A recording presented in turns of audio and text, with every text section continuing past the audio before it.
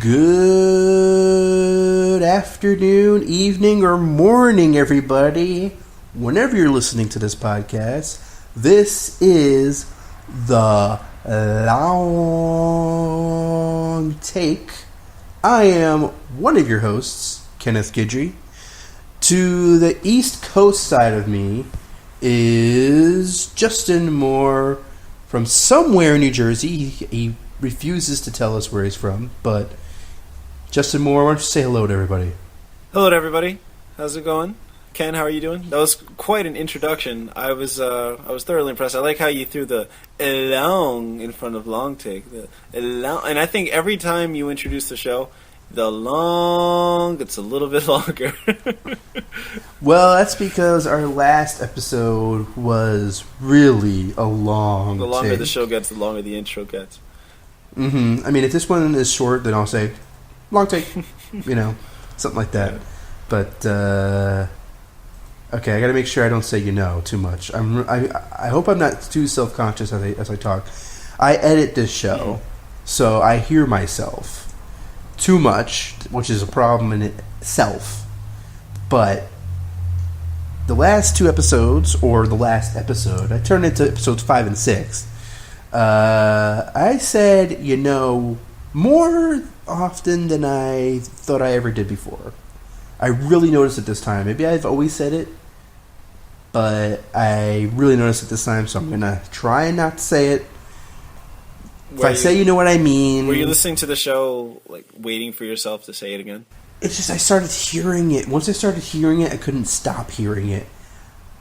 But it's because I was really saying it a lot. And if you listen to the last two episodes and you thought I said a lot, keep in mind I cut out way more knows. Everybody has their things that their habits when they speak. I'm sure. What's mine? Maybe we'll try to find one in this episode. So right on, listeners. Okay. Listeners, let us know. Right on. Oh my God, there's a giant cat right behind you. Okay. Yeah, okay. We also got to make sure, this is our 7th episode now. So, progress report. We got to make sure that when we're talking about a point, that we don't get too sidetracked, because then we're never going back to the original point. And then I'm like, oh wait, I had something to say there. So, and nobody wants to listen to 35 minutes of us talking about some obscure, boring aspect of some movie that only you and I care about. I mean, I enjoyed our little Jeffrey Jones discussion. Jeffrey Jones, as people don't know, he was in Ferris Bueller's Day Off, and the movie Stay Tuned, and House Guest with Phil Hartman and Sinbad. Movies that we all brought up in the last episode. Yeah, and then we started diving into the careers of all those guys. Oh, they were also all in this movie too. Mm-hmm. And he turns out convicted pedophile. So it's weird. I didn't expect to talk about Jeffrey Jones in the last episode, but we did. And I don't know. I feel better about it. I feel better for it.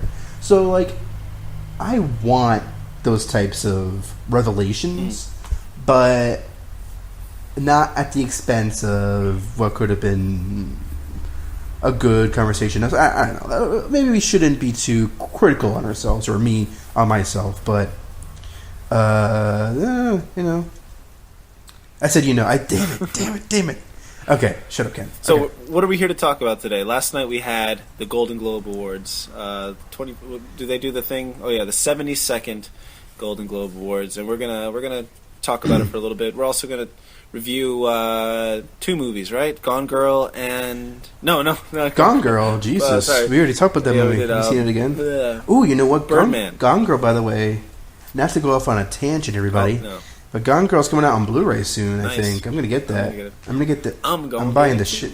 Buy the shit out of that DVD. Yeah.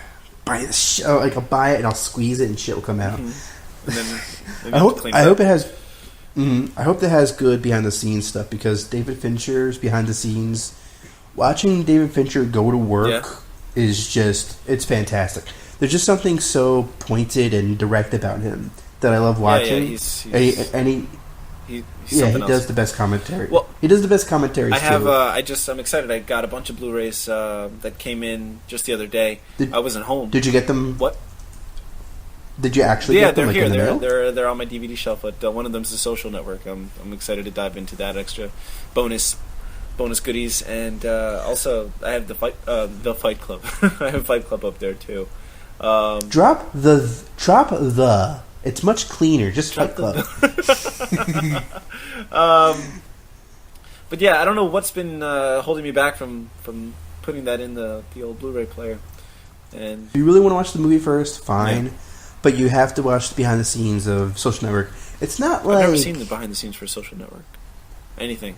It's not as if it's revealing or anything like that. It's just it's good. It's just really fascinating because it goes from the casting to all the way to the whole process of making this movie, like all the shit that happens before you see this movie.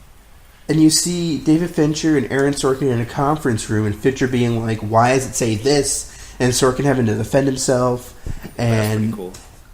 It has to be one of the few times Sorkin ever had to like defend his writing because he's always kind of like he just types it and it's that's it. Yeah. The script is golden, but Fincher is not like that. Fincher wants to know why every word is what right. There's no extra nonsense.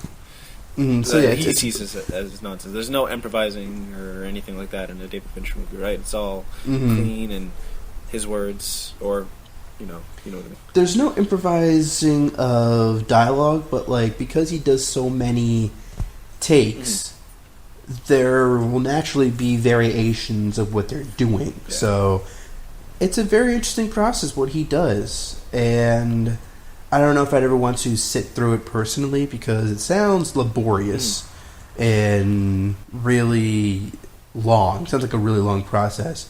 But hey, he gets it done, and that's how he wants to do it. You know. Speaking of Fincher, he was up for Best Director last night.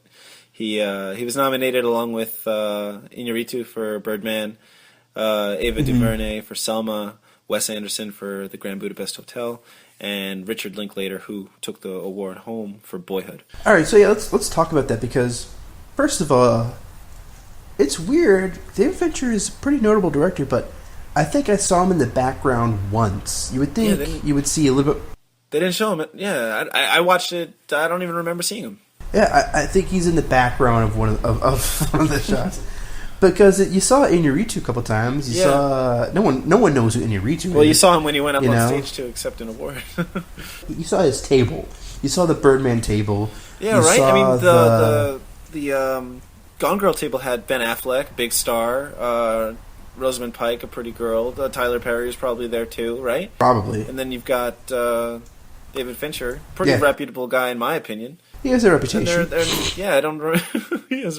But I don't remember seeing their table. What the hell? Overall, I felt that the camera work in the Golden Globes ceremony was pretty shoddy because Tina Fey and Amy Poehler would be like, and Reese Witherspoon's here. They wouldn't even show her. They didn't even show her. Did she not want to be on camera? And then Amy Poehler made the joke about how she did all of her own walking. She did all of her own walking in the movie Wild. Yeah. And you still don't see Reese Witherspoon reacting to it. That's part of the whole. Yeah, seeing these people laugh at themselves. I do have to say, or not laugh. Yeah, I have to say that I'm usually looking forward to more than anything the opening comedy bit, that these hosts do, especially like when Ricky Gervais was the host, and he was just basically just roasting all these actors. But I was kind of underwhelmed by Tina Fey and Amy Poehler this time. This is their last time doing it, so it's like, go for it. And then I didn't really think it was that funny. Go for it, how? I guess so, but like they're not those kind of comedians, so that's a good point.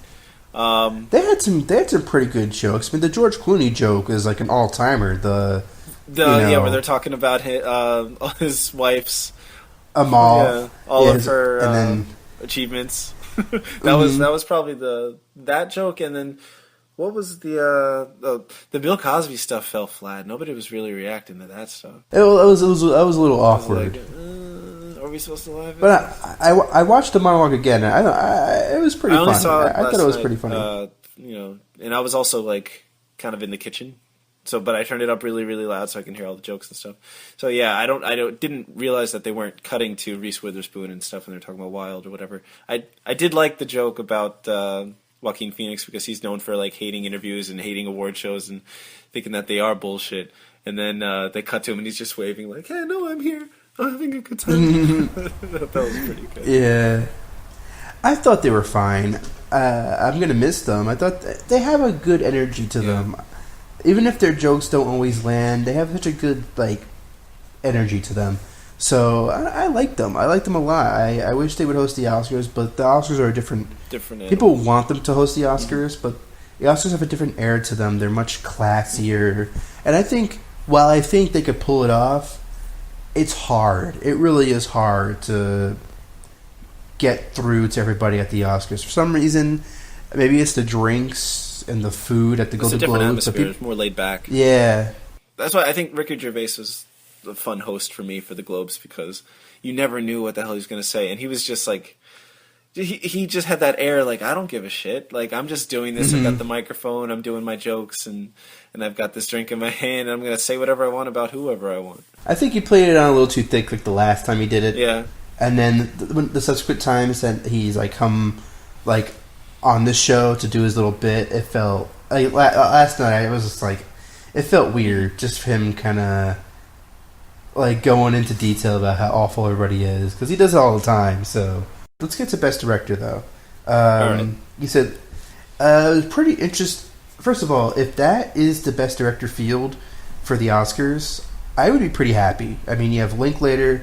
You have Wes Anderson, you have Inarritu. I mean, I wasn't crazy about Birdman, but hey, I mean, he's getting the buzz, so what? Fincher for Gone Girl. And then Ava DuVernay, who, I saw Selma this past weekend, and it is fantastic. I urge everyone to see it as soon as they can. It's in every theater, 2,000 plus theaters across the country, and I really wish that you had seen it because I was supposed to watch it tonight. My friend has it on his computer, and he's going to come over and put it on, but he had to cancel on me. It's really good that she's nominated because it's an interesting case study. Because especially when we talk about The Imitation Game and Theater of Everything, the tendency with biopics, and I think we talked about this in another episode, but I cut it out because it got boring. So I'll try to keep it steady this time. But tendency with biopics is to cover everything. Yeah, we were talking about that. Yeah, to play up things. Selma, even if there's questions about like its depiction of Lyndon Johnson and whatever. That's like the controversial thing that people have been saying, that it paints him in a bad light, that he was kind of against the civil rights movement, and he probably was. I mean, I don't know, but it was the 60s, and that was the status quo, that was the norm, and radical ideas aren't really. Look at today with like healthcare and free education. People are like really, really hesitant to even take that stuff seriously. But I would say that overall, Selma definitely manages to do right what those other biopics this year do wrong. Who did you want to win Best Director? Or are you happy with Linklater's victory? Absolutely. I think is that who you're pulling for? I really wouldn't have had a problem with any of those 5 people winning, but it really is nice to see Linklater get that type of attention. He's had such a great career for so long. He's been doing it for a long time, and this is the first time that he's getting some kind of attention like this? Or, I mean, he's been nominated for things before, but he's never won, has he? I don't think he's ever been nominated for things like Oscars or anything like that before. Maybe for screenplay-related stuff, but he's never, The Before movies were never nominated for directing? No, Before Sunset was nominated for Best Picture. I think Best Screenplay. It wasn't one of the 10 Best Picture nominees? No. Well, Before Midnight wasn't one of the best. The most recent one isn't that Before Midnight? I think it was. I think it just had one nomination. Right? Yeah, it had the screenplay nomination.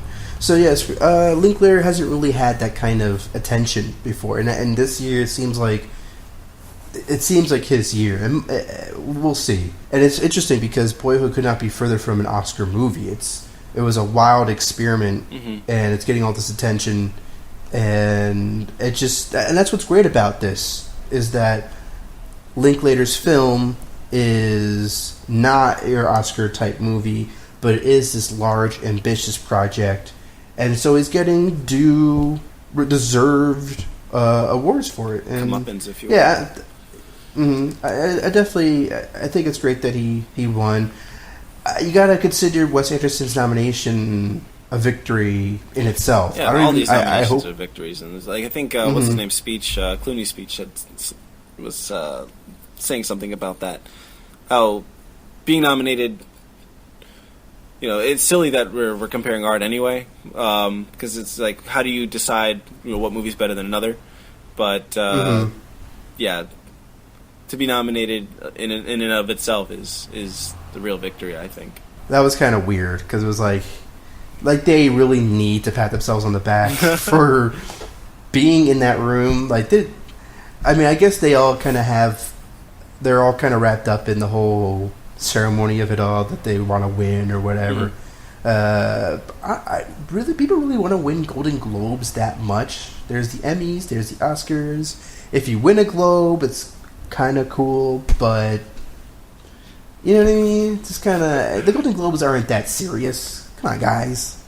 I don't remember, I don't know if they've always awarded the Cecil B. DeMille Award. I feel like it's recent, because it's just weird getting a Lifetime Achievement Award at the Golden Globes. I don't know. It was just weird. Let's move on. And it's also weird that he's 50. He's directed it's not like 5 he's movies. Far from over. He's far from done. I was wondering if he's going to make a joke about that, because it's like, hey guys, I have maybe 20 years shelf life here. Yeah. Give this to me when I'm 70. And it's not like he's a new director, but he's still in the very early stages of his directing career. And there has to be some more deserving people at this point, older directors or actors or actresses. Has a woman even? Oh yeah, Jodie Foster won. That was weird. She's 50.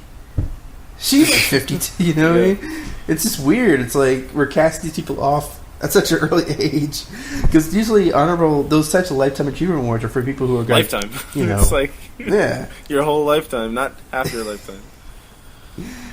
All right, but yeah, the director was. I was very satisfied with that. I was satisfied with Michael Keaton winning for Best Actor. Yeah, musical comedy. We were talking about that a little bit because I was really trying to think when's the last time I saw Michael Keaton, and between Birdman and Batman, the only thing is Beetlejuice is even before Batman, isn't it? Yes. Yeah. So you talked about his role in The Other Guys, and I think I talked about that Christmas movie he made, Jack Frost, or something like that. But yeah, he's been really flying low. Yeah, and I'm happy that he won, but he was going to win that category. There was no doubt. Bill Murray, Phoenix, Inherent Vice. I love him in that movie, but he's not getting nearly the same type of buzz. Fines in Budapest. I mean, he was amazing in that movie. That's probably the closest. Yeah, that's probably the closest one. But I in terms of eventual, because we kind of look at Golden Globes as maybe what we'll see from Oscar nominations. Yeah, it's even though the Globes, Globes nominations and Oscar nominations have they're probably the closest similarities. But as far as winning, you can't get too caught up in who actually wins, because oftentimes, I mean, it's 50-50 a lot of times. Sometimes Michael Keaton will win for a Golden Globe, and it looks like he has a buzz in a month from now. Who knows? I mean, it's a completely different ballpark a month from now. The people's feelings change, and so we can't write anybody off at this point. But what I would say is that in the comedy category, I would say only Keaton has he's definitely going to be nominated for the Oscars. I don't think. Even though Ralph Fiennes, he's getting that buzz. Grand Budapest Hotel is getting that buzz. I didn't expect. It came out in March. Yeah, the fact that it came out so early in the year, I think, is kind of taking something away from it. Because if it came out now, I think it would be getting the majority of the buzz. I disagree. You don't think so? A little bit. I disagree because I think the fact that a movie like Wes Anderson's coming out so early allows people to come, like people who might not like Wes Anderson, because you have to remember that his movies don't normally get nominated for that many Oscars. And Grand Budapest Hotel, I believe, is the earliest one of his movies have come out, like in the year. They usually come out in the fall. Moonrise Kingdom came out in May, which is close. It's the right ballpark. But the fact that Grand Budapest Hotel came out in March had all this. It became his most successful film financially, and it's up there critically too. Coming out in March, a movie like that coming out in March, having that kind of success, those kind of raves, I think that helped carry it over throughout the course of the year and allow more people to come on board. Because I think if it came out in November and October, at this point, maybe it would have been a little bit too weird for people. You see it twice, see it 3 times, and all of a sudden, you know, whatever prejudice you have against Wes Anderson films, I don't know.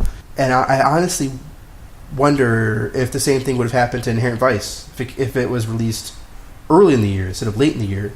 Because look at it's January. It's barely a month came out since it came out in the limited release, and people haven't come around to it yet because they've only seen it once. People who have seen it twice, like me, that not as many people. So movies that are kind of like weird. Need time to grow. Need time to grow. So some studios, when you have a weird property like Budapest or Grand Budapest or Boyhood. Boyhood came out over the summer. Yeah, Boyhood's been up for a long time. That's right. If it would have came out November or December, I don't know. I just think that would enough people have seen it, but because it came out in the summer and it's a small movie, enough people were able to see it and get to it in time, and then people come around to it. Conversely, you look at Selma, which came out in December. It got some nominations and it won that one Golden Globe, and then we can transition to Best Actor Drama. Watching Selma, other than Nightcrawler and maybe Steve Carell and Foxcatcher, after you watch Selma, you'll wonder why David Oyelowo, how do you pronounce his last name? Oyelowo, I think. Yeah, David Oyelowo. You would wonder why he didn't run away with that award, because he's fantastic as Martin Luther King. That is a tough role to do right. You really have to nail it, and he did. And so I'm really shocked that I'm shocked that he didn't win, but at the same time I wonder if it's because it came out so late. I was surprised that Eddie Redmayne won that award. I was hoping that Gyllenhaal would get it because his performance in Nightcrawler was out of this world, but I really thought it was going to be Oyelowo for Selma, just because of that role and from what I've been hearing about it, and just like the timing of it all. It came out around the same time as The Imitation Game, or not The Imitation Game, Theory of Everything, maybe Imitation Game too, but so those are the movies that it's competing with. And Eddie Redmayne, the only other thing that I've seen him in was Les Mis, so he's relatively unknown to me. And I've yet to see The Theory of Everything, but I can't help wondering if, sure, like biopics are usually, the kind of Oscar bait movies, but there's a physical aspect where he's starting to feel the effects of this, degenerative disease, and he's really throwing himself into this role. And I know that typically those kind of roles, they get a lot of attention for actors. Thinking of something like My Left Foot or something like that, where people kind of just do a lot of physical stuff. So I hope that's not the case, because, all these guys are great, but I think really Jake Gyllenhaal showed us something that he never showed us before in Nightcrawler, that he has the capacity to play this kind of a character, because I didn't know he did. I was really unsure about this movie until I saw it, and then I was kind of blown away. Mm-hmm. Yeah, me too. And I think the only reason why I didn't win is because the movie's too weird for... I think the fact that it was even nominated was a win. For the Globes, honestly. Globes are like the weird Oscars. Most times their picks are even safer than the Oscars, I would say. You think about the wins. The wins itself were pretty safe. some of the nominations you're like, oh wow, but the wins itself, Grand Budapest was probably the biggest prize. But other than that, everything else is pretty safe. And you look back the last couple of years, they pick safe winners. They usually do. And yeah, because that's the funny thing though, is that people be like, really? I remember when like Avatar won Best Picture Golden Globe a couple of years ago, and there was like a whole like shudder because everyone's like, oh no, not James Cameron again, no, because he won all those awards for Titanic. Right. But a month later, Hurt Locker won Best Picture, so you never really know who's going to win. It's just that it seems that the Golden Globes usually pick like what seems like to be the safest pick at that time. And Boyhood has so much buzz that I'm not surprised that it won Best Drama. I'm glad it won Best Drama because like you could easily see after Eddie Redmayne won Theory of Everything, you could easily see Boyhood kind of getting the shaft. But I'm glad that. Who was your pick for actor? Like, who'd you expect or hope to win for Best Actor Drama? Yeah, I said David Oyelowo. Yeah, and like I said, Best Comedy, Grand Budapest Hotel. I was really glad that won. And then the question will be if Grand Budapest Hotel can carry that momentum to Oscar nominations. I mean, because again, Wes Anderson and Oscars. Other than like the screenplay category, you don't see Wes Anderson's movies being nominated for the big Oscars. Yeah. So it'll be interesting to see if like it could really pull its weight in the next in a couple days from now. You know, we'll find out soon. That would be awesome. Looking at other movies that are nominated, like something like Saint Vincent, like does that really belong in like the top 5 musical or comedy movies of the year? Here's my answer. Harvey Weinstein. Yeah, right. That's really all you need to say. That's the reason why it's in there. That's whenever there's a movie, except for Jennifer Aniston and Cake, that's really, really a weird nomination because no one's really seen it outside of like some critics groups and yada yada. Yeah. And most people who have seen it didn't like it. It has not gotten good reviews. Really? It's not. There was no buzz for it at all. So when Aniston was nominated, there's a huge question mark over that. And for that matter, I mean, Best Actress Drama and Best Actress Comedy, sadly, pretty weak categories. Annie, come on, Clement. Nothing against. I mean, I think was she nominated for Beast of a Southern Wild also? Clement Johnny Wallace. Oh yeah, she was. Yeah. So, but I don't know. I didn't see Annie, so I can't. But most people from what I've read, it's a terrible movie. I saw it, and it is terrible. You'll confirm. But honestly, the more impressive actress category was supporting actress, and I was again Patricia Arquette. It just feels good to see someone like Patricia Arquette who doesn't really get that kind of attention usually get that kind of attention.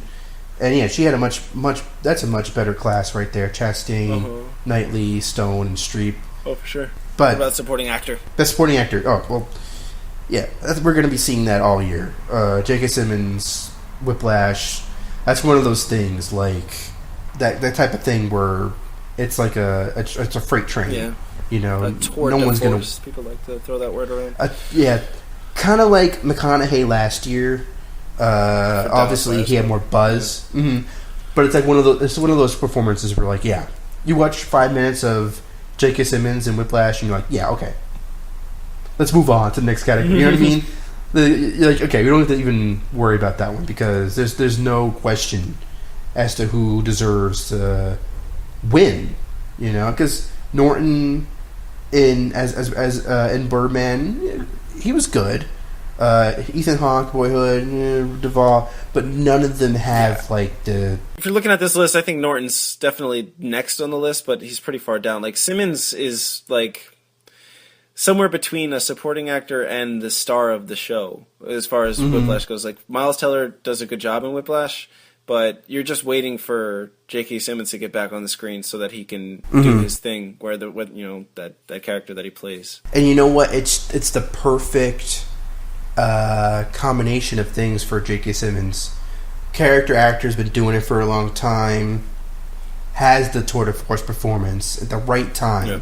It really was the right time for him to have the performance, and though that combination means he's going to get all the awards. You know what I mean? That's just how it is. The right place, the right time. So you think he's going to be nominated and win the Academy Award for the same role? I think there would be riots if that wasn't the case.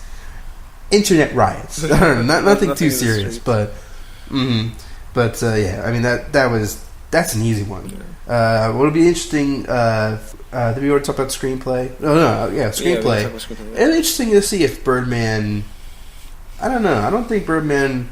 I think it'll be nominated because they, for Oscars, it's they do adapted and original, right? Mm-hmm, so yeah, it'll definitely be nominated, but I don't know. That's an original screenplay, and you're redoing that. I think the question is, did Spike Jonze win last year? He did for original screenplay. Yeah, for original, but did he win for? Yeah, he did win the Golden Globe too. Did he? So that's interesting. Yeah, you're right. Yeah. That's interesting. So, but I'm not sure because it's a tougher category this year, though. You gotta admit that it's a way tougher category, especially original screenplay. Because you have Wes Anderson for Grand Budapest Hotel, you have Richard Linklater for Boyhood, yeah, and then you have Dan Gilroy's script for Nightcrawler, which is just one of the best scripts of the last couple of years. You have Paul Weed for Selma. You have the Foxcatcher script. There's so many. Damien Chazelle for Whiplash. There's so many potential nominees. I'll see Birdman and Budapest and Boyhood will definitely get nominated. But any of those could win. Any of them. Is the Foxcatcher screenplay, is that adapted from a book? Apparently it's technically an original screenplay. Yeah. So, yeah, it's weird because Mark Schultz has a book, but I guess they didn't adapt from that book. There's a story about this guy, and I thought that there would be a book about it, and somebody was like, "Oh, let's turn this into a movie," but apparently not. I think he was writing the book. I don't know. It's one of those weird ones because, like Selma too, like. What material did they get, and how does it qualify as original screenplay? It's one of those weird things. I'm not really sure. Yeah, Yeah. My idea of like an original screenplay is, somebody who sits down and creates a story. Whether they're pulling from different things in their life. It's not like making a screenplay about the life of Martin Luther King or what he did. But I mean, at the same time, if you're not adapting a book or something that already exists and is published, then you can get away with that. Yeah, and to wrap up the Golden Globes, as far as everything else, I was a little surprised that Lego Movie didn't win. If you want to know the truth, I love that movie. I thought that was great. Mm-hmm. Yeah, I was a bit of a surprise. We'll see if John Legend and Common can replicate that success for original song. For the Oscars. Did you see Leviathan? Or looking at the best foreign language film, Leviathan and Force Majeure? The only one I saw was Ida, which is fantastic. But it seems like I didn't realize it was so short. I was listening to some stuff about it today. It's only it's just over an hour. It's a short movie. Ida, yeah, I think it's like 79 minutes, 80 minutes, 80 minutes. Yeah, it's short, but it's well worth your time. I mean, not saying against it. I was just, I didn't expect that. These days I think of a movie, it's like at least an hour and a half, if not more. But overall, again, you can't really take too much away from what happened at the Golden Globes. It's nice that Boyhood won. It's nice that Grand Budapest won. I would say they probably will be nominated for Best Picture, but Justin, I gotta say, I don't know if. I don't think Boyhood. I'll be surprised if Boyhood wins Best Picture at the Oscars. You think it's going to be Selma? It's the front runner, but I don't know if it's going to be strong enough. Do I think it's going to be Selma? I'm not. I don't know. I hope Selma gets more buzz between here and there. The Academy went with the historical piece last year with 12 Years a Slave, so they might go in a different... And Argo the year before that. So they might go in a different direction this year. Yeah, the last 3 of the last 4 years, right? Because the King's Speech was historical. Then The Artist, not really. And then Argo, and then 12 Years a Slave. So yeah, maybe they're tired of giving out to historical pictures. If that's the case, then yeah, I'll be more than happy to see Boyhood win. But and you know what, Boyhood is still my favorite movie of the year. It's just that I just hope that someone wins some things. You know, it doesn't have to be Best Picture. I just hope it gets. I really, really hope that Ava DuVernay gets nominated because you know there's not much diversity ever when it comes to the Oscars, especially Best Director. So I'd be really thrilled to see her get nominated. It'd be great to see her win too, but I'd be pretty stoked to see my boy Richard Linklater. I really think it's his to lose, in my humble opinion. Boyhood, I think it's going to win. I think it's going to take the Academy. I mean, nominations haven't even come out yet, but I don't see any other movie. I mean, it's the only movie of its kind, and if they don't acknowledge that and appreciate that, and I mean, on top of that, it's a great story. You know, even if it's not 12 years in the making or what people have been saying about it, it's still it's the only movie of its kind, and it's a great movie. Yeah, and obviously I agree with you, and yeah, it'll be exciting to see. It'll be exciting, but at the same time, it happens every year, where it's like you got a horse you're pulling on, but you really shouldn't care that much because shit can go down, and it's these old people, mostly old men, voting on these things. You can't really put too much stock in what they're going to say. I like how we turned our Golden Globes review into a Oscar preview. Well, that's really what it is. I mean, Golden Globes are an Oscar preview. You know, I mean, and because like Golden Globe wins don't really matter. What matters is if that win does it line up? Does it line up with what the buzz and whether or not? Because sometimes Golden Globes will make a left turn, and you're like, well, that's not going to matter. You know, I don't think Eddie Redmayne's that left turn because Theory of Everything has had that buzz, has had some buzz, but I'm just wondering if I don't think he's going to be Keaton. You know, that's the question. You know, when it comes down to the Oscars, I think Keaton has it in the bag at this point. He's saying all the right things. That's another thing. You know, he's showing up to these ceremonies. He's saying the right things. He's giving great speeches, and that helps. Honestly, you may not think so, but it does. You know, people. It's about most likable actor after a certain point. Yeah, they're thinking about their ceremony too, the show that's going to be on television. They want the guy who's going to give the good speech that people are going to be talking about the next day. Unfortunately, because it should just be about the performance. But that's yeah, yeah, and you also have the factor that Eddie Redmayne is young. Is it really? Right. Is it that great of a performance that we can't deny it that he has to win? They do that too a lot, where it's like he's a young actor, he'll have other opportunities to do that. So let's give it to the old guy who deserves it because of all he's done before. And they'll give it to the old guy for a movie that he doesn't really deserve it for as much, and it's an endless cycle. Yeah, like Martin Scorsese for The Departed, like that old dude. No, I'm just kidding. All right, well, I think this is kind of like, we'll see how things go with the Oscar nominations, which is coming up in a couple of days. Yeah, when? So this week or weekend or when? Yeah, I think it's Thursday. So, Golden Globes overall, kind of a weak show. Meh. Overall. Meh. Meh. So, to sum up the Golden Globes, so let's take a break and we'll talk about Whiplash or Birdman? Yeah, sure, both. Yeah. All right, fine. All right, and I'll see you in a bit. I don't. Okay, welcome back. Welcome back to the Long Take with Justyn and Ken. We just finished our discussion about the Golden Globes and talking about award season. We're done with that. We're done with award season. We've had enough of the talking about who won and who lost and who should have won and all that shit. And now we're going to talk about a movie called Whiplash, written and directed by Damien Chazelle, starring Miles Teller and JK Simmons. Story about a promising young drummer who enrolls in this school called Schaefer, this really prestigious academy, kind of like a Juilliard type school or conservatory, where he has dreams of being a great drummer, and he's got this instructor played by J.K. Simmons who is just ruthless and will stop at nothing his, seems like he's justified in what he's doing. He's trying to unlock the student's potential, but is he, taking it too far? I don't know. Let's talk about it. What did you think about Whiplash? Yeah, Whiplash, one of the more like riveting, rousing type films of the year for sure.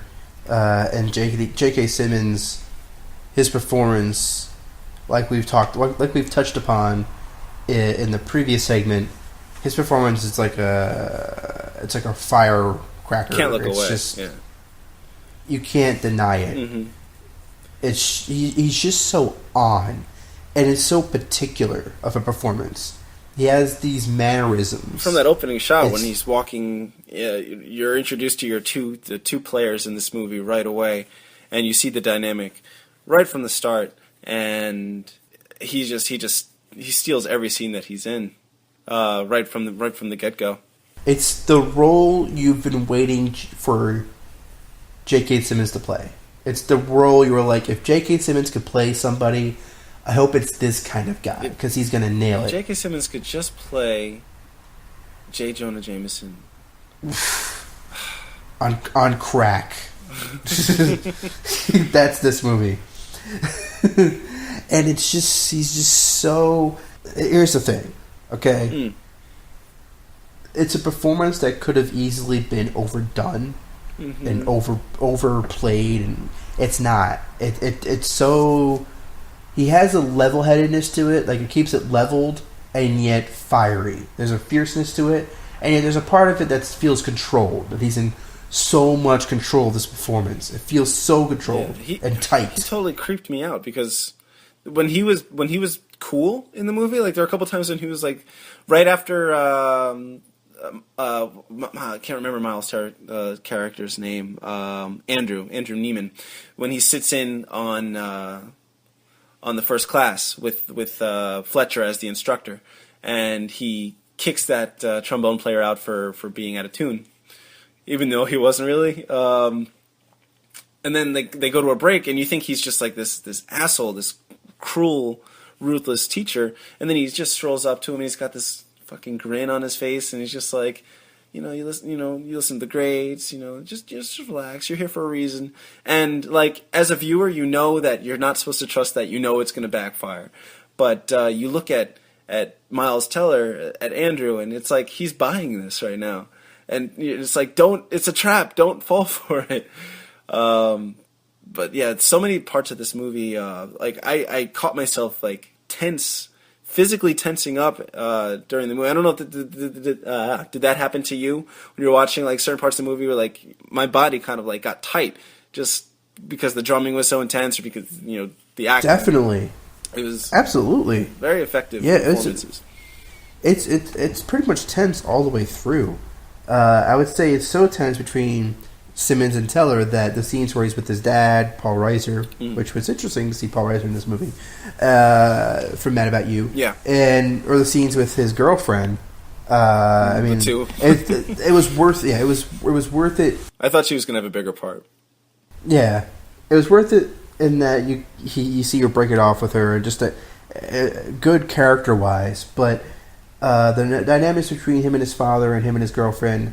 They don't even compare to the dynamics between him and Simmons. Those scenes are so fiery that I would say that when Simmons and Teller aren't on screen together, the movie almost suffers from it. It's such a tight movie, and it's I think it's only like 95, 100 minutes, I think. Yeah. So because of that, like it's still a great film, and the effect is palpable. And you know what? Maybe because I think you need those breaks from. I think it was all Simmons and Teller. I think it would have been too much because you have enough of breaks. So yeah, it's kind of like you're damned if you do, damned if you don't. I did like the one scene in particular where Andrew's going to dinner.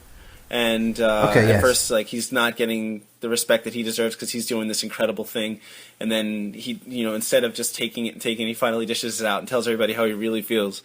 And sure, he seems like a giant asshole, but at the same time, them just ignoring the fact that he's done this huge thing, and he's only 18, 19 or something like that. And it would piss anybody off if you're not getting credit where credit's due. Yeah, there was two things.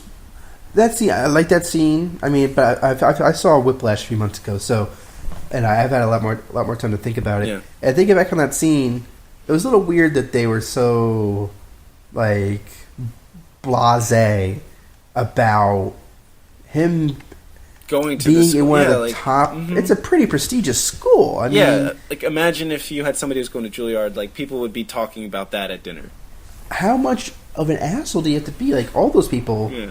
To just kind of brush that off, you know? I mean, as long as you're doing the thing that you like doing and you're good at, and you're like, if you're drumming for like a punk rock band, and like you guys are going to shows and you're touring, that's kind of a good thing. Mm. This guy is at the Juilliard school. He's doing like the real shit here. Yeah, maybe they didn't really do a good job of translating that, because in the real world, people would be impressed by that. But it's like they refer to it as like, how's the drumming thing? It's like somebody who's learning how to play the drums or something, not going to this prestigious school. This movie, I love it. It's probably one of my favorite films of the year. It's just the scenes without Simmons. I wonder if Teller could have used a little bit more characterization. Maybe not. I don't think it was necessary, but overall. But for scenes like that, maybe if we knew a little bit more about his family or his larger family, a little bit more to understand enough to understand the dynamics of this dinner table, But we were like, oh, okay, well, these guys are they actually are dicks. Maybe this movie would have benefited from a little bit more time with that girlfriend character, because, when they're dating, you're revealing things about yourself. Maybe you could have, explained some things to the audience about his upbringing that would make you care more about that character. I think she kind of got the short end of the stick, because she only gets the one scene where, in the beginning, where they go into the movies, and then there's the other scene where he asks her out, and then there's a scene where they break up, I think, or they go to there's 4, I guess, altogether.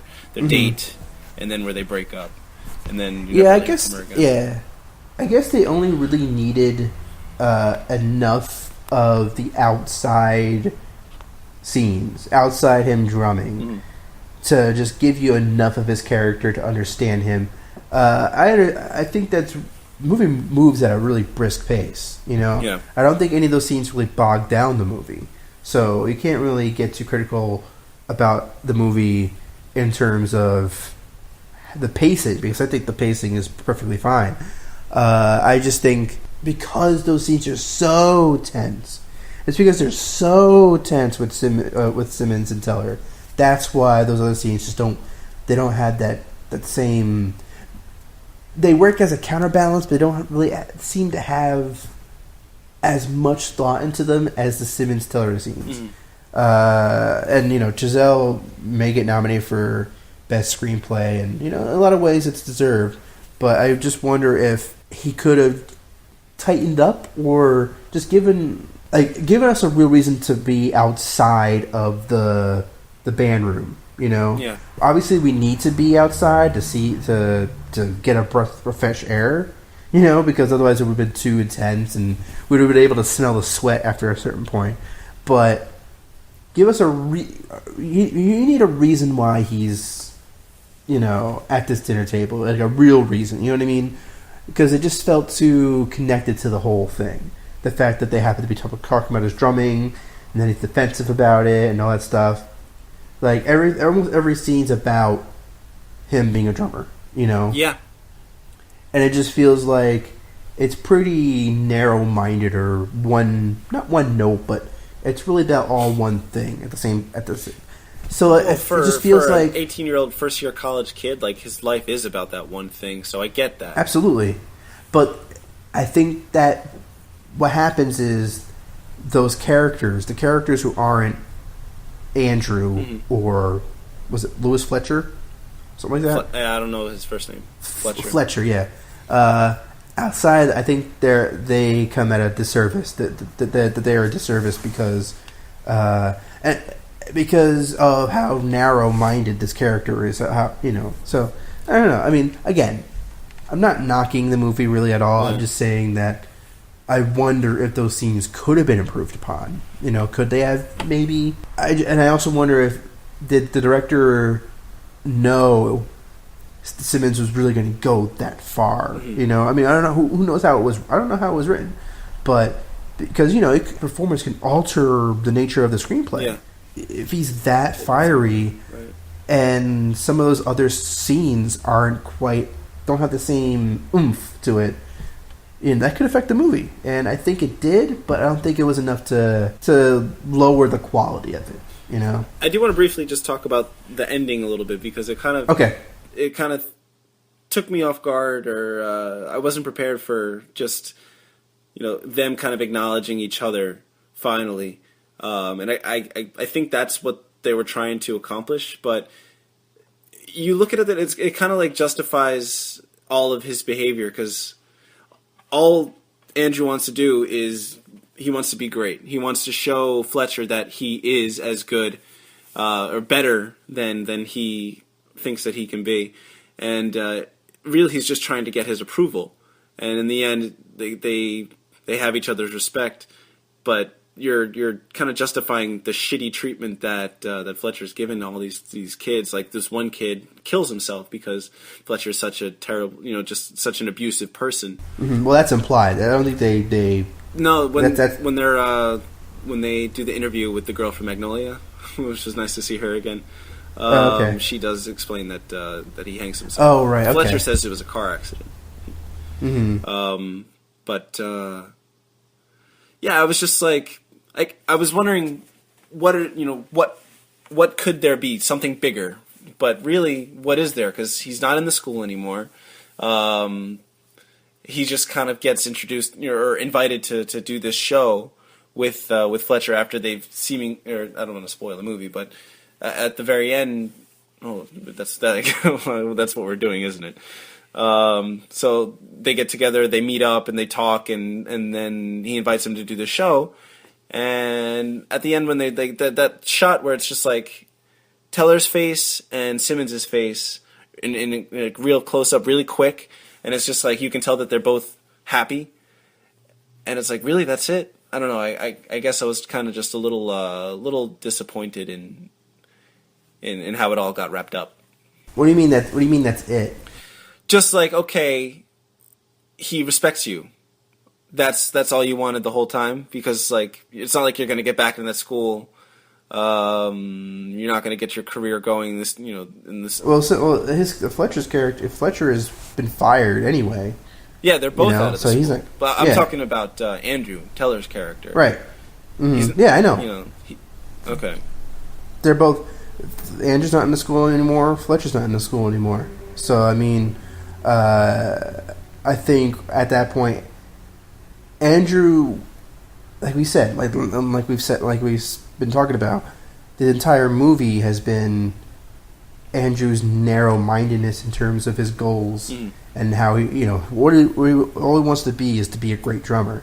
Him finding Fletcher could be seen as a detriment to his goals, or something that helps support his goals. I like that it's unspoken what's going to happen between these two.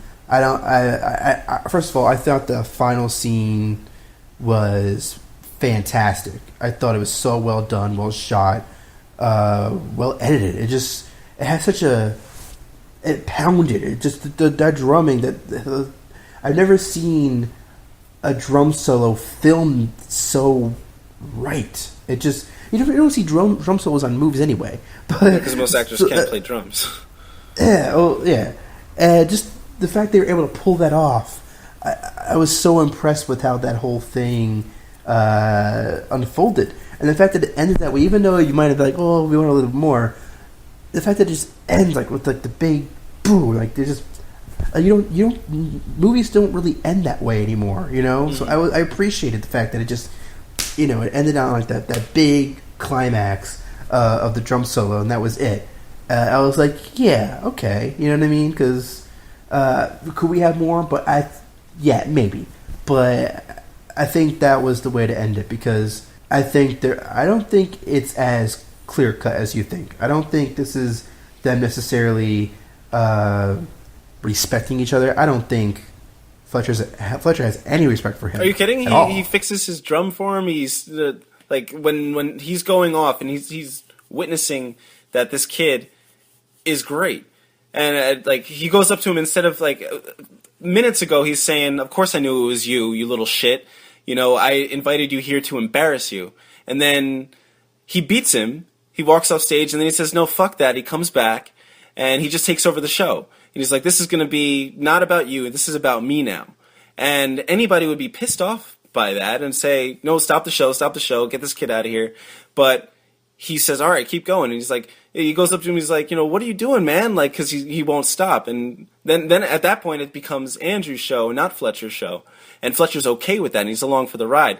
And I think that does mean that Andrew finally got the respect of his teacher. That's not how I read it. How I read it was that Fletcher was happy because Andrew is doing exactly what he wanted him to do. It's all a mind game. Do you think Fletcher, when he was trying to kick out Miles, that he was really kicking out Miles? No, of course not. But I don't think that they didn't spend that much time together, so I didn't think that he really had that much invested in Neiman. Think about the conversation before that performance. They were talking about how everything that Fletcher did to him, and Fletcher was explaining, that was just all part of. I mean, I wanted you to be great. He was basically explaining how he works. It's all mind games. All of it is mind games. All of it is just to get them to play better, to play at their best, according to his standards, which are almost impossible. And the only way to play to his standards perfectly without him complaining is to literally beat yourself up to a pulp in order to be successful. To literally, like, he had to break him down so far. They're in front of all these people, and he basically humiliates him, because he doesn't tell him what they're going to be doing, and he's completely humiliated in the beginning of that performance. And then you would think he's humiliating Fletcher towards the end. I didn't read that way. I read that as Fletcher. No, I don't think he's humiliating him. I think he's just using that as a showcase for himself to show that, I'm not a bad drummer. You guys all think, the audience thinks I'm a bad drummer. Fletcher thinks I'm a bad drummer. My dad even thinks I'm a bad drummer. I'm fucking great. I don't think Fletcher thinks he's a bad drummer. I think he wants him to. I think at that point, Fletcher lost his job. Yeah, right. Because of him. At that point, I think all he wants to do is kick this kid while he's down. He's already kicked out of school, and he knows that it was him that got it. That it was Neiman that got him fired. So all that shit that they talk about at dinner, in my opinion, that's all bullshit. For him to get close to him, to invite him to the show, so that he can humiliate him and embarrass him and say, "I know it was you, and now you're getting what I think you deserve." Everything after that, I think, is surprising to Fletcher. I don't think it was that surprising. I think it was surprising to him that Andrew actually pulled that off. But I also think that it's really, overall, that's what Fletcher wanted. It's what Fletcher maybe when wanted. He was his teacher, but what does he have to gain when they're out of that environment? Why does he care? Andrew, because he knows that Andrew could only become great in Andrew's standards and Fletcher's standards if Andrew is his pupil. I think that final scene, those final moments, was them. You said they were kind of like on the same page. Well, that means that Andrew's going to continue to beat himself up to a pulp to become a great drummer, and Fletcher, maybe Andrew will become his pupil or whatever in the future. You don't really know what's going to happen between the two of them, but we do know is that the relationship is probably going to continue. Yeah. And I think the movie makes it clear from the outsiders and the outside characters that this is a relationship that is toxic. This is a toxic relationship, and it's led to someone committing suicide. And not to say that Andrew might commit suicide or anything like that, but is Andrew the best drummer in the world at the end of that movie? No, he just nailed that particular song. You know, he was great for that particular song, for that particular solo. He's not the greatest drummer in the world. Maybe he will be, maybe he won't. But he nailed that one song great. He nailed that song that Fletcher made him do over and over and over again. He finally nailed it. But what does that mean? That means that doesn't mean that he's the greatest drummer in the world. That means he has to keep working that hard. He has to, what's going to be next? He has to keep doing it like that. He has to keep working himself that hard to nail the next thing that Fletcher wants him to do. It's all because what Fletcher wants to, he likes that dynamic between him and his pupils. He likes that power that he has over these kids. And so, especially now that he's fired, the possibility that Andrew could still be his pupil, I'm sure that's very inviting to someone like Fletcher. Like, he's like, oh, I still have this kid in the palm of my hand. I think at the end, and I think that's the case at the end. I think at the end, maybe they are at the same page. Maybe Andrew is abiding by the Bible of Fletcher. He's totally on board. But the question is that a good thing? I think that's what the movie's asking.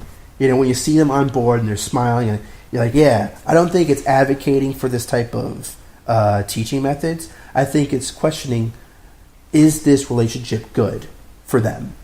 Is this relationship good for Andrew? Is this going to work out for them? Is Andrew going to commit suicide because he's basically signed on to Fletcher's potential torture treatments, whatever he's going to do to him? Mm-hmm. I think I like the ambiguity of that. I think there's a lot of things that could happen from that, and that's why it's one of my favorites because of the year, because of just how it's unsettling. You know, it's kind of unsettling for me. It was I was, that whole performance was rocking and awesome towards the end, and I thought it ended on an awesome note. But thinking about it afterwards, it's like, wow, that's kind of a interesting thing what's happening between those two characters. Yeah. I've seen people wonder if it was advocating for that type of teaching methods, and I think I can see how people are making that kind of conclusion. But I don't agree with that. I think just because a movie is ambiguous about something like that doesn't mean it's supporting it. You know, I think the movie asks, what does it mean to become great? What does it mean to become great at being a drummer, being the greatest drummer? What does it mean to become the greatest trumpet player? What does it mean? Like, does it mean hours of endless, gruesome work, or is it something else that makes you great?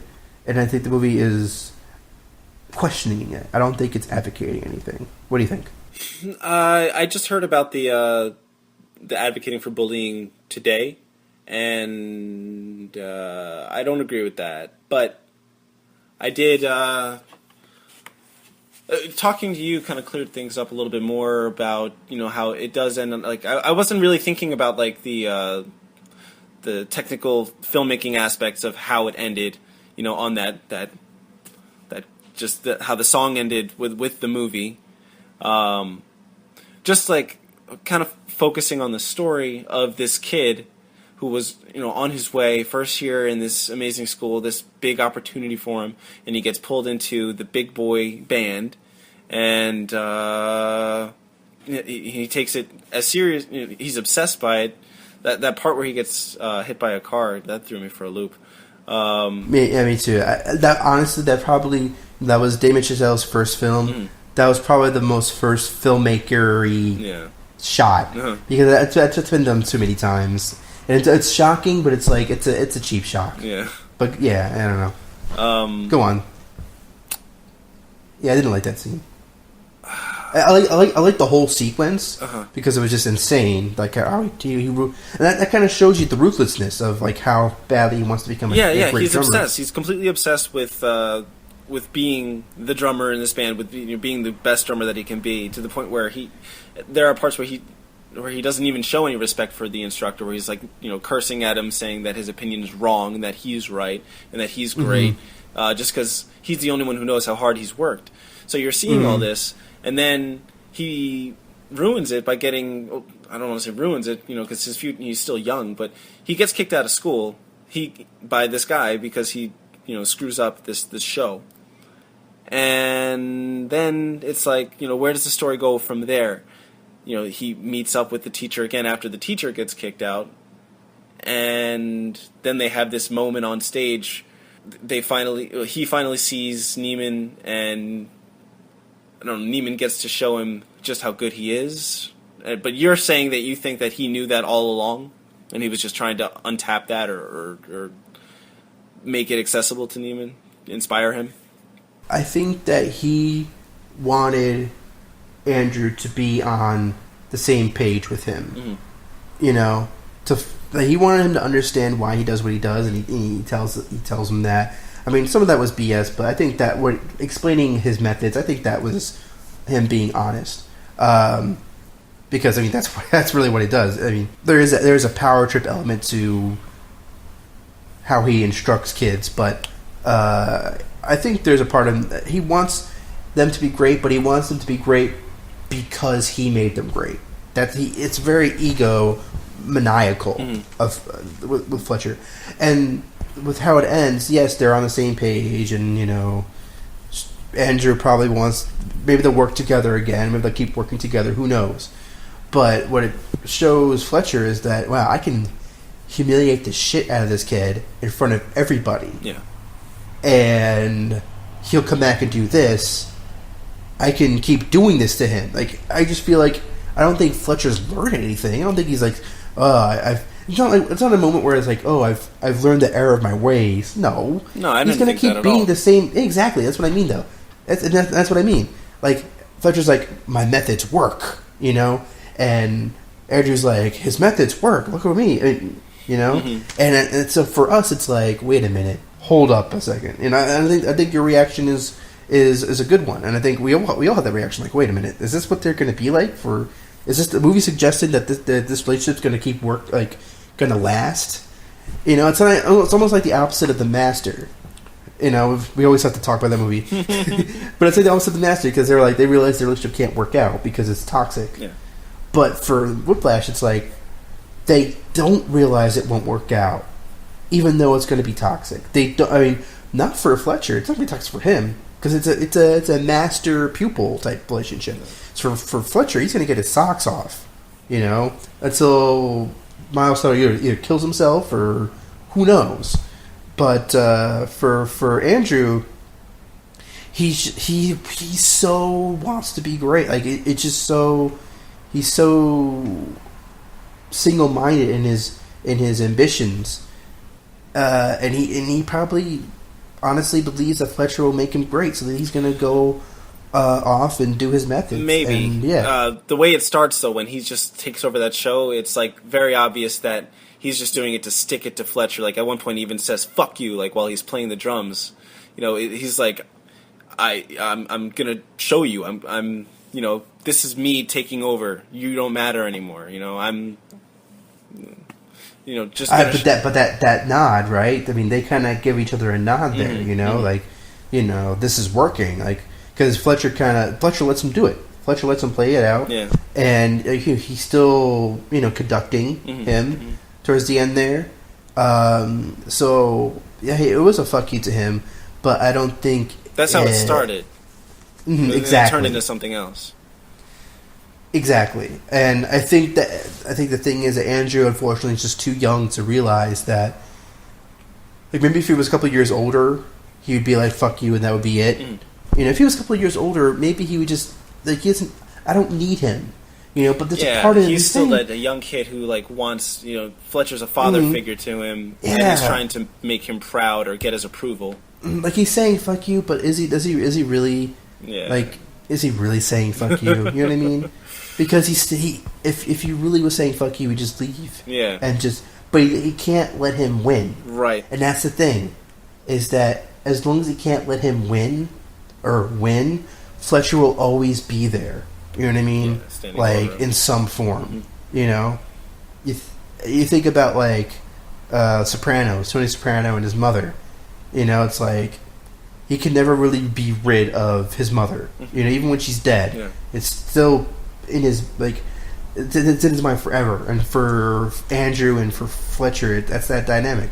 He's gonna at least the movie suggests that this relationship might last. For the better, probably not. For the worse, probably. I like the ambiguousness of that whole thing.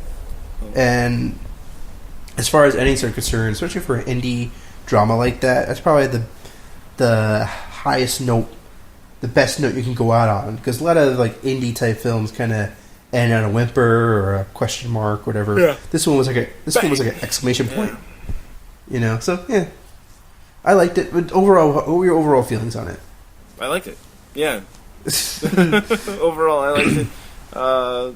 Don't really know how to sum it up because we've kind of been doing that, over the course of talking about it. But going away from it, yeah, it was a good ride. I enjoyed it. It was a good movie, in my opinion. And Simmons, you can't say enough about the performance. It was really fantastic, and Oscar win or not, I mean, we're gonna look at that and we're gonna be like, yeah, that was the right one.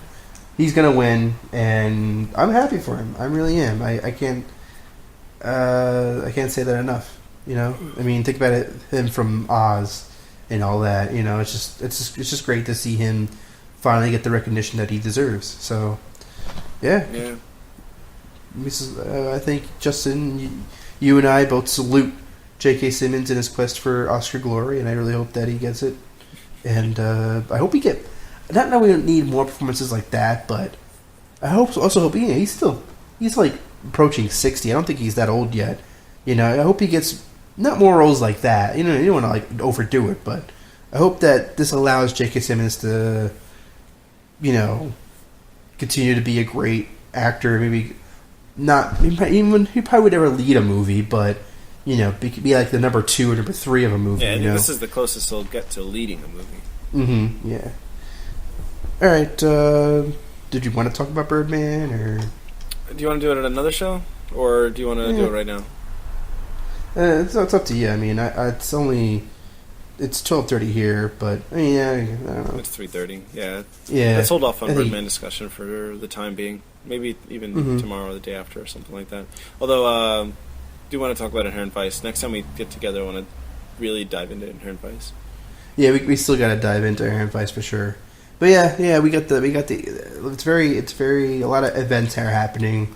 We got to talk about Inherent Vice, and there's the Oscar nominations, and then maybe we talk about Birdman, and yeah, there's gonna be a lot more to do. There's not gonna be a shortage of topics, that's for sure.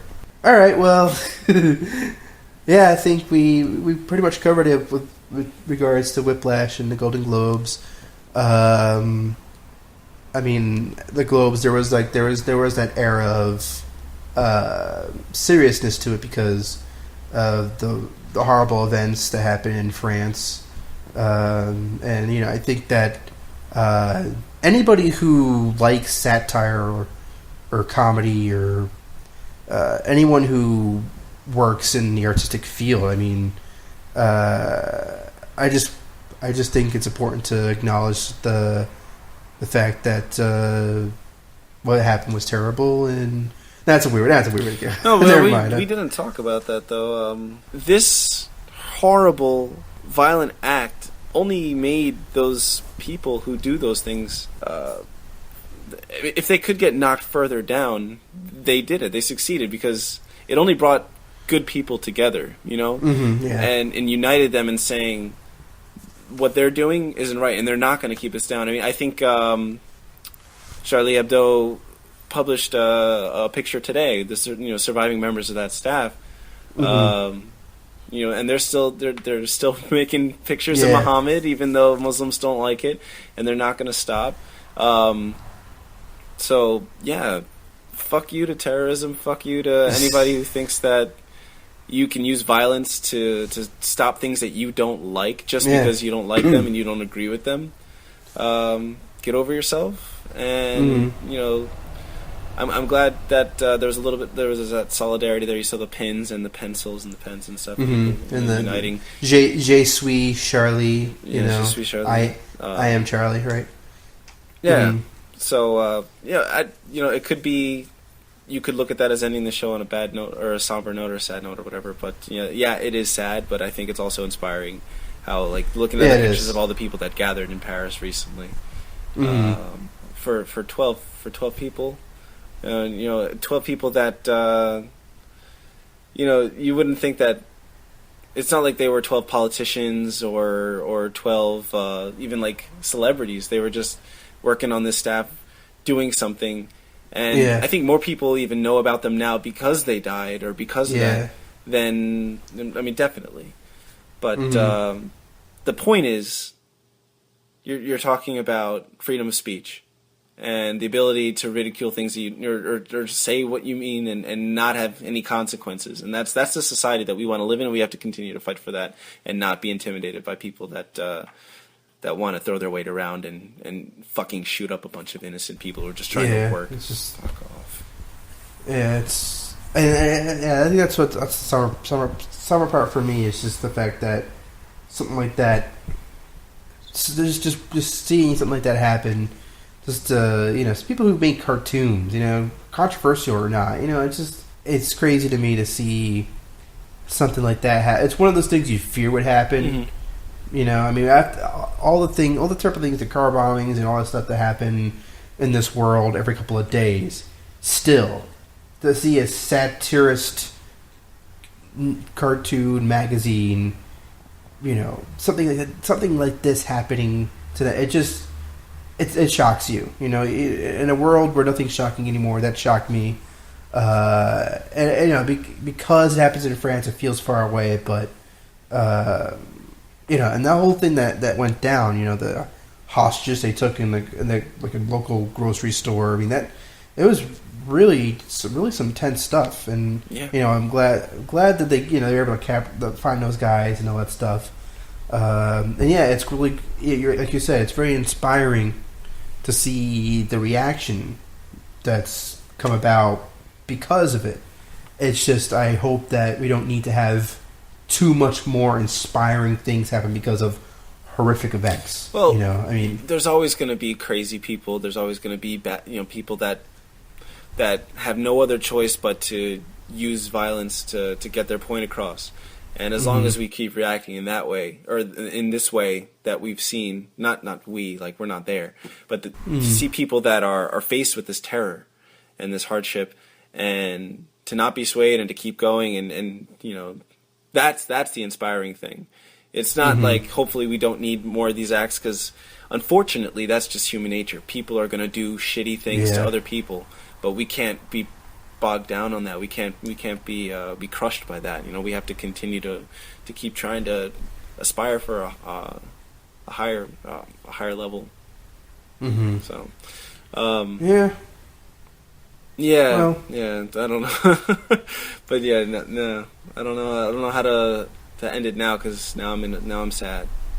So I felt in the back of my mind, I was like, should I bring that up? Because, it was brought up in the Golden Globes. I think Jared Leto was the one who said "Je suis Charlie," and but I definitely do think that it was on everyone's minds because, a show like Golden Globes, they award excellence in the arts, and everyone in that room was in the arts, and it happened. It just happened, just a couple of days ago still. And it's just it's crazy, and we must stand strong. But you know what? It's good. You're right. It's good to not. It's almost like laugh in the face of fear. It's like that's what they're doing. Are you kidding? You can't stop this, right? Because you have horrific. When something bad happens in America, sometimes when there's terrorist threats in America, there's a tendency to feel the fear. If you watch like Fox News, something like that, they will pump you with the fear. Or even CNN. You think about the recent Boston Marathon bombings. It's like, the amount of fingers that they want to point at whoever it is. It's endless. Even if they catch the guys, they still have fingers to point, and it is refreshing to see the response that's come about because due to the events that took place. Overwhelming support. and that's awesome. I think about like the fact that they're still working. Like, look at after 9/11, you saw patriotism spike. You know, people were that's what I'm talking about. People were going right? nuts over their pride in their country, which was nice to see. But also, it's like a very safe thing to do because you've got the United States military, and terror alert is super high, and you know that people are working really diligently to keep you safe. These guys work at an office in Paris, exposed to anything like this. So the fact that they watched people walk in, to their offices with guns and shoot their friends, and the fact that like they went ahead and released another paper today, another one a couple days later, to say fuck you, the balls that those guys have to say that they really have to feel in their gut that what they're doing is right, and even if they come back and try to strike us down again, like we can't give in to this because this, like, imagine if they did and they stopped doing that, then other people would do it. That would start to spread, and then they start to get their way, and then we live in a society where where people are afraid to say how they feel. Exactly. That what the reactions, the support, the ballsiness of them, definitely something that is encouraging and inspiring. So courageous. But I think I introduced this in episode 4. Justyn, what do you plan on watching up until the next episode? What do you want to watch? I like this idea. What are you hoping to watch? Next time we speak, hopefully I'll have seen Selma. Hopefully I'll have seen Inherent Vice again. And is there anything else? Well, we're gonna be talking in about a week, right? Today's Monday. Yeah. Today is Monday. Yes. Today's Monday. So yeah, within the week, I've got these Blu-rays that I might dive into, but those aren't really relevant to what's going on right now. Yeah, Selma, Inherent Vice, maybe American Sniper. I don't know. Fit that in somewhere. If I have time. Mm-hmm. What about you? Yeah, this week I'm hoping to see Mr. Turner, which isn't really getting much buzz anymore, but I don't care. And The Most Violent Year with Oscar Isaac. That's the one. Yeah, that's actually really high on my list because I really like both those actors, and from what I've seen of the trailers for that movie, I like what they're doing. I like what they're going for. The way that movie looks. I'm really looking forward to seeing that. I still got a couple more movies to see before I wrap up 2014.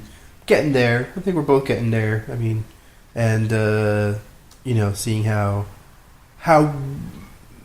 see what emerges. What emerges to the cream of the crop. And you know what I was thinking? I think on the right around the weekend of the Academy Awards, we should have our own awards. The JK Awards. Just kidding. You didn't actually win this award. You didn't actually win any awards. I don't know. But, because, like, a lot of people get shafted, Like, maybe Jake Gyllenhaal doesn't get nominated, and it's like, what the fuck? He was the best actor last year. Yeah. Oh, fucking, actually, this is Ken recommending a movie to Justyn again. Locke was fucking... Tom Hardy? I saw that movie. Holy... It's just him in a car. Right. All 80 minutes, him in a car, and that's a true test of like the greatness of an actor. Can you keep me entertained by yourself? You're the only, and it's not even like you're the like. At least Will Smith had a dog and a city to work with. This guy's just got a car. Oh yeah, it doesn't even compare. Yeah. He's in a car. There's so many. I hope you. I think it's like I think you could red box it somewhere. You just gotta go to the nearest red box and fucking pick up this movie because it's just so, and it's like it's so good that like and like the things that like unfold is so good that it made me like legitimately laugh just at the things that Tom Hardy was doing. Yeah, because it was just like, oh my god, like he's just so on. And I don't want to give it away, but like I've been doing it in the thing that he's been doing in his car. I was doing it in my car as a joke. No one was even in the car. I was just doing just it for myself. It's hilarious. You'll know what I mean. Okay. But once you see it, once I tell you about it, you won't be able to, it's just hilarious. It's just all right, I'll try to include that in I'll try to see that before we talk again. You gotta see Locke. It's only 80 minutes. You can just fit that in anywhere. Okay. And it's just for everyone. It's a fantastic movie. I not like I was doubting it. I thought it would be pretty good, but I didn't expect it to be as good as it wound up being. At least in my view, I was really surprised with how well they pulled that off. Mm-hmm. So everyone see Locke's not going to get any awards buzz, unfortunately. It's one of those movies where it's just destined not to get any awards, because it's just too small. But you will be surprised with how they pull this off. It's fantastic. I was really shocked. I was really shocked to see how well they did that. So, and I think that's the note to go out on. Tom Hardy. That's the note to go out on with this episode. So, you have any last words? Any final words for the program?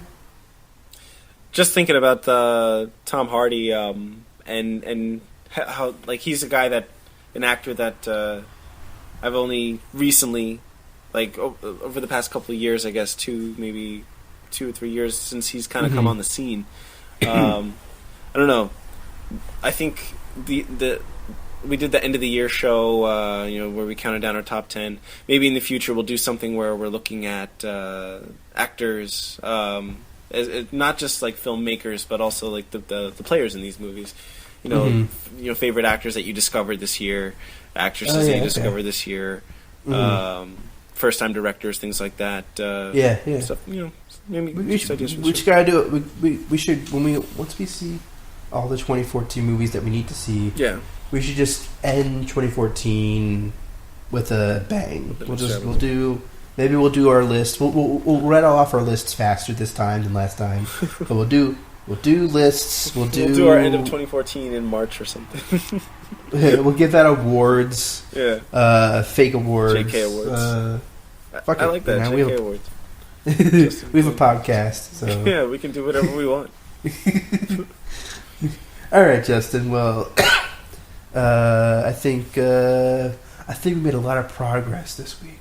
I really do. I think. And I'm sorry we kind of 2.5 hours. Well, overall, it was really what's the segment? 52 minutes. Yeah, this will be easy. This will be an easy one to edit. Yeah. Just after the last episode, you're a pro. You're a butcher. Yeah, you haven't heard those episodes no, yet. I'm looking forward to that. I'm going to hear them pretty soon. I've just been busy. All right, so for the long take, this is Kenneth Guidry from L.A. And this is Justin Moore, and we will talk to you soon. Goodbye, listeners. Goodbye.